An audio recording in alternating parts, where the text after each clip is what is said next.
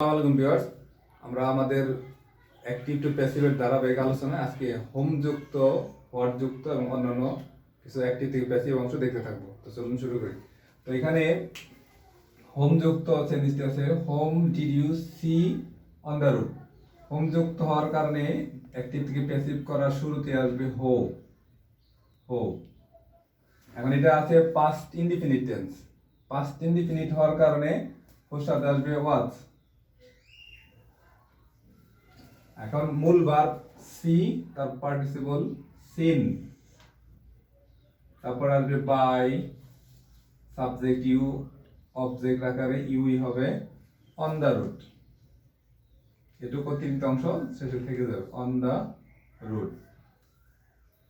অর্থাৎ যদি আমরা রুটটাকে সংক্ষেপ করি তাহলে শুরুতে বসবে, এখানে লিখতে পারি শুরুতে হো বসে। নাম্বার 2 সাহায্যকারী ভার্ব, সাহায্যকারী ভার্ব। সাহায্যকারী ভার্ব সবসময় টেন্স ও পার্সন অনুযায়ী হবে। নাম্বার 3 B3 অর্থাৎ ভার্বের পাস্ট পার্সন বসাতে হবে। Number 4 by. নাম্বার 5 সাবজেক্টের অবজেক্ট, সাবজেক্ট এর অবজেক্ট। নাম্বার 6 প্রশ্নবোধক চিহ্নটি বলবে, প্রশ্নবোধক চিহ্নটি বলবে। অর্থাৎ এই 6টি নিয়মের সাহায্যে আমরা হোমযুক্ত সেন্টেন্সকে অ্যাক্টিভ থেকে প্যাসিভে রূপান্তর করতে পারবো। এখন 2 নম্বর সেন্টেন্সটি দেখি। হোম আছে, তাহলে শুরুতে আসবে হো। হো প্রেজেন্ট পারফেক্ট টেন্স, এজন্য আসবে হ্যাজ বিন। Has been. মূল ভার্বের past participle beaten. Beaten by him. question mark. Number 3 whom is he teaching English? তো শুরুতে হো, এটা আছে present continuous tense. Present continuous টেন্সের বেলায় আসবে ইজ বিং। Is being. মূল ভার্বের past participle teach, taught, taught, TAUGHT, taught, taught. তারপরে by, her object him. Question mark. Okay, অর্থাৎ শুরুতে সাবজেক্ট আসবে, সাহায্যকারী ভার্ব, ভার্বের পাস্ট পার্টিসিপল বাই, সাবজেক্টের অবজেক্ট, কোশ্চেন মার্ক। এভাবেই হোমযুক্ত অ্যাক্টিভ থেকে প্যাসিভ করা যাবে। 3 তো এরপরে আসতেছে আমাদের হোয়াট যুক্ত। হোয়াট যুক্ত অ্যাক্টিভকে প্যাসিভ। হোয়াট থাকলে শুরুতে হোয়াট দ্বারাই শুরু করতে হবে, শুরুতে হোয়াটই বসবে। এরপরে টেন্স অনুযায়ী সাহায্যকারী verb. What do you want, এটা প্রেজেন্ট ইনডিফিনিট, হোয়াটের সাথে বসবে ইজ। প্রেজেন্ট ইনডিফিনিট বিদায় হোয়াটের সাথে বসবে ইজ। হোয়াট ইজ, মূল ভার্বের past participle what is wanted. তারপর একটা বাই, তারপরে সাবজেক্টের অবজেক্ট। অর্থাৎ দাঁড়ালো হোয়াট ইজ ওয়ান্টেড বাই। আমরা যদি এখানে সংক্ষেপে নিয়মগুলো লিখি, নাম্বার 1 শুরুতে হোয়াট বসে, শুরুতে হোয়াট বসবে। নাম্বার 2 সাহায্যকারী ভার্ব, সাহায্যকারী ভার্ব, ভার্বের past participle plus by. Number 5 সাবজেক্টের অবজেক্ট, সাবজেক্টের অবজেক্ট, সাবজেক্টের অবজেক্ট, সাবজেক্টের অবজেক্ট প্লাস প্রশ্নবোধক চিহ্ন। এই হলো আমার হোয়াট যুক্ত সেন্টেন্সকে অ্যাক্টিভ থেকে প্যাসিভ করার rule. What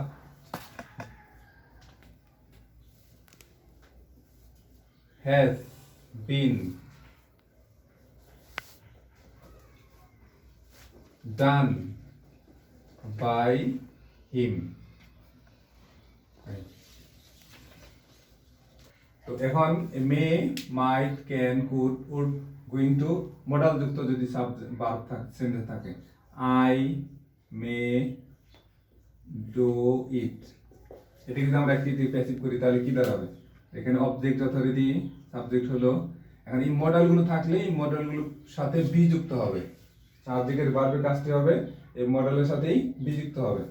it may be do it done by আয়ের অবজেক্ট মি। নাম্বার 2 লিখতে পারি হি ক্যান ডু ইট। তো এখানে ইট ক্যান থাকার কারণে বি হবে, can be done by him, অর্থাৎ অন্যান্য সকল নেমই ঠিক থাকবে, শুধু এই মডেলগুলো থাকলে তার সাথে বি যুক্ত হবে। অর্থাৎ 2 নম্বর রুলসতে ছিল যে সাহায্যকারী ভার্ব, এখানে এই সাহায্যকারী ভার্বের সাথে এই মডেলগুলোর সাথে বি যুক্ত হবে, তাহলে এই 2 নম্বর রুলসটি প্রয়োগ হয়ে যাবে। Number 3 he is going to take a class,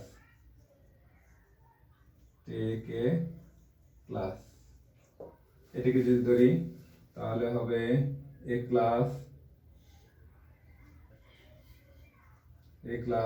is going to, এই যে উপরে be, a class is going to be taken by him. এ হলো আমার মডেল যুক্ত হলে এইভাবে যাবে। এরপরে আমরা আরেকটু দেখি রিফ্লেক্সিভ প্রনাউন যুক্ত যদি হয় তাহলে তাদেরগুলো কি হবে। রিফ্লেক্সিভ প্রনাউন যুক্ত যদি হয়, যেমন হি কিল্ড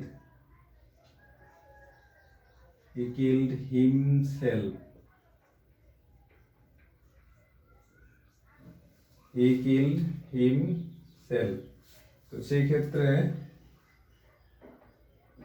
সাবজেক্ট অবজেক্টের কোনো পরিবর্তন হবে না, যদি রিফ্লেক্সিভ যেই সাবজেক্ট তার রিফ্লেক্সিভ অবজেক্ট যদি থাকে তাহলে এর কোনো পরিবর্তন হবে না। হি সাহায্যকারী ভার্ব ওয়াজ কিল্ড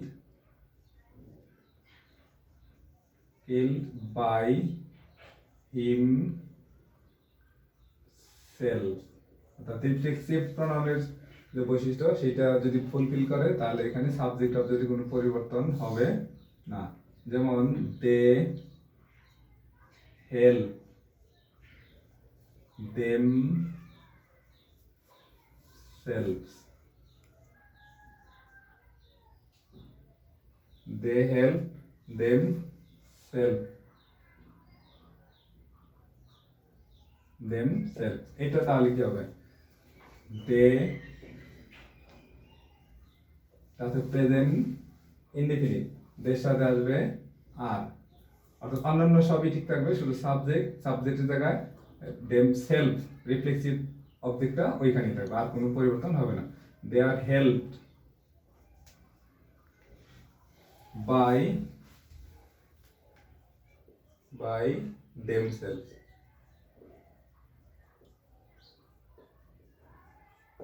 ওকে, এরকম চলতে থাকবে। এরপর আমরা আরেকটু দেখি কোয়াসি প্যাসিভ যদি হয় তাহলে কি হবে। Quasi passive, honey taste sweet, হানি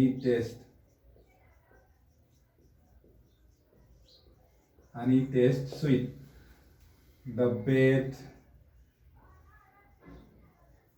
feels soft,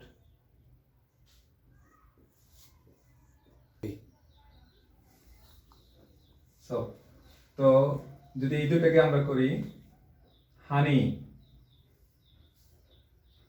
এটা প্রেজেন্ট ইনডিফিনিট, এই জন্য হানির পরে আসবে ইজ, তারপরে মূল ভার্বের পরে যে অ্যাডজেক্টিভ বা অ্যাডভার্ব হবে সেটাকে আনতে হবে। হানি ইজ সুইট, এরপরে হোয়েন অথবা ইফ, এই প্রদত্ত প্রথম সাবজেক্টের pronoun it is tasted TASTED honey is sweet when it is tasted. The bed is soft when it is filled. FELT. এই হলো কোয়াসি প্যাসিভ ভার্ব। 3 তো এইখানে তিনটে সেন্টেন্স আছে যে হি অ্যানিউয়েট মি। তো এখানে অবজেক্ট সাবজেক্ট হলে হবে আই, পাস্ট ইনডিফিনিট বিদা আসবে ওয়াজ, পাস্ট পার্সন এটা করাই আছে অ্যানিউয়েট। এইখানে আমরা বেশিরভাগ ক্ষেত্রে যে প্রিপোজিশন বাই বসাই, কিছু কিছু ভার্বের ক্ষেত্রে বাই বসবে না, উইথ, এট, টু এগুলো আসবে। তো এইখানে বসবে উইথ, উইথ বসবে, with me. Okay. His behavior surprised me. Object থেকে সাবজেক্ট হলো I, past indefinite এর জন্য হবে was, ভার্বের past participle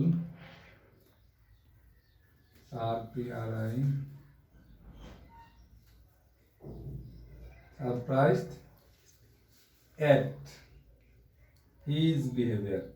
এখানে প্রিপোজিশনটা অ্যাট বসলো, at his behaviour.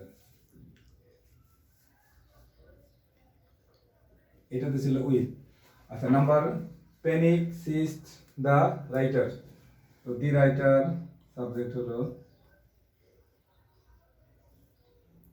Was, past indefinite was, the writer was seized with panic. অর্থাৎ এখানে প্রচলিত আমাদের যে বেশিরভাগ ক্ষেত্রে বাই বসে, এখানে বাই বসে নাই, প্রথমটাতে উইথ, এটাতে অ্যাট, এটাতে উইথ। অর্থাৎ কিছু কিছু ক্ষেত্রে ভার্বের বাই না বসে প্রিপোজিশনগুলো চেঞ্জ হতে পারে। এগুলো ব্যতিক্রম, এগুলো ব্যতিক্রমভাবে মনে রাখতে হবে। এই হলো আমাদের দুইটি টিউটোরিয়ালের মাধ্যমে আমাদের ভয়েস চেঞ্জের টোটাল নিয়মগুলো আনা হলো। পরবর্তী ক্লাসগুলোতে আমরা এর প্র্যাকটিসগুলো শিখবো। Thanks for watching.